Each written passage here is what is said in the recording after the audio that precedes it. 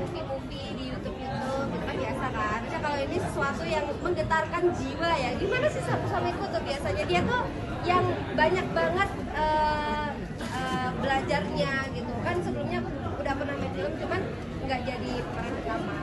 Sorry, di seri-seri baru kali ini Happy debut main film tayang di bioskop. Kak Happy tadi kan dibilang sampai seminggu tuh nggak nafsu makan. Apakah memang tuntutan dari sutradara sendiri atau gimana? Dosa loh. Ya, Sutradaranya emang sejahat itu ya kayaknya. sebenarnya bukan tuntutan, tapi kesadaran diri kita sebagai saya sebagai cast, gimana cara kita untuk memerankan peran itu benar-benar kayak kita menjiwainya gitu. Bukan nggak ada paksaan sebenarnya, tapi kita sendiri kan maksudnya harus bisa memberikan yang terbaik untuk semuanya gitu, dan itu sangat berbalik gitu dari sikap sifat pada biasa. Berarti turun sampai berapa kilo mungkin? Itu turun 3 sampai 5 kilo kayaknya. Sampai kecil banget badan aku, makanya entah nonton filmnya. Kalau lihat aku sekarang. Jadi berapa kilo kan? Dari berapa ke berapa? Dari 50 itu ditanyain banget ya. Yang dimarahin suaminya lo nanti, Mbak.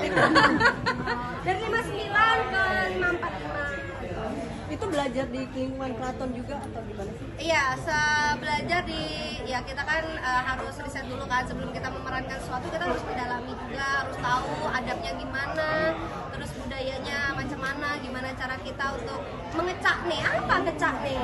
Untuk membiasakan, menerapkan pada kehidupan kita sehari-hari gitu. Susah nggak sih Kak Happy? Susah banget. Susah banget karena itu putri keraton ya. Kita kan putri Kediri ya.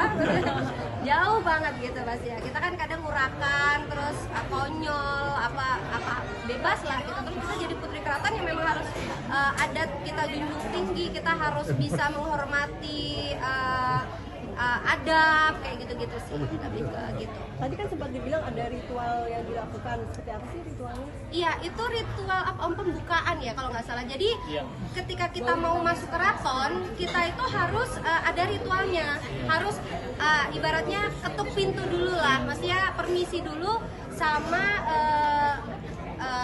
maksudnya pasti ada ruh-ruh kayak gitu, kepercayaan of keraton kayaknya ya.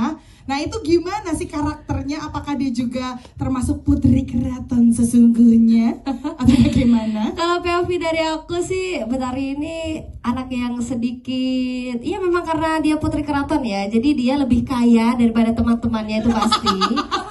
Mau deh temenan sama Putri Betari. Sinun gitu, tapi dia salah circle. Dia bertemannya sama si anak tukang sapu gitu loh. Tapi ganteng. Iya, tapi salahnya dia tuh cinta sama si darah merah. Kita kan darah biru keraton. Keren, gitu kan, keren, Mas, ya. keren. Dan di situ tuh Betari tuh merelakan si apa yang sedang dibawa kayak putri keraton, merelakan mimpinya, merelakan hidupnya hanya demi satu orang anak tukang sapu. Jeru. Dan di situ tuh Betari tuh kayak struggle banget pengen ngewujudin mimpi pasangannya, di mana Betari tahu kalau Betari itu tidak disetujui oleh orang tuanya, oleh keluarga keraton gitu, karena sudah menyalahi aturan begitu. Oke, wow, jadi lumayan complicated juga ya. Betari Konfliknya ini banyak, ya. terus kompleks juga. Gemes ya. Tapi memerankan sebagai putri keraton, ada arahan khusus mungkin yang didapatkan atau mungkin riset dulu, atau ada arahan dari keraton mungkin kayak nggak boleh ini, nggak boleh itu, atau bolehnya ini, boleh itu?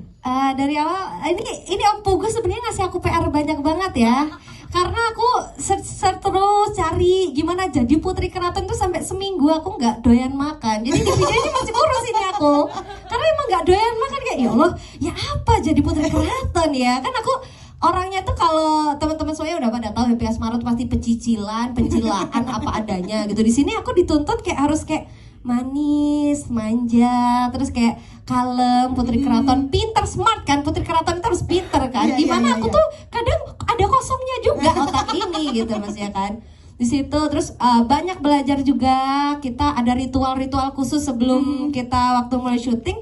Di pagi itu kita ada ritual yang ritual-ritual ala-ala keraton lah. Terus sempet kayak di keraton nggak boleh begini, nggak boleh begitu, terus harus begini, harus begitu. Sampai salam pun kita tuh kayak benar-benar harus benar gitu, nggak boleh terlalu ke bawah atau terlalu ke atas kayak gitu, diperhatikan banget, dan itu jadi pelajaran yang menyenangkan buat aku. Oke, dan juga nggak cuman buat Mbak Happy ya, buat kita yang nonton juga mungkin bisa dapat pelajaran baru nih Iya. tentang gimana kehidupan di keraton dan lain sebagainya ya. Oke, jadi pendalamannya lumayan ya berarti ya. Lumayan banget, lumayan lama sih, kayaknya PR-nya cuma di aku. Udah si Putri Keraton terus nggak boleh pakai bahasa Jawa lagi tuh. Oh, jadi pakai bahasa apa? Jadi saya pakai bahasa isyarat. Ya, saya pakai bahasa Indonesia. Indonesia. Jadi beda sama teman-teman semuanya. Jadi pas waktu syuting tuh kadang kebawa gitu. Iya, Misal iya, iya, pas iya. waktu manggil Mas Bernadi gitu kan. Jadi, Mas Bernadi, enggak gitu. Jadi sampai diulang-ulang karena harus dibetulin gitu, karena logatnya nggak boleh terlalu Jawa.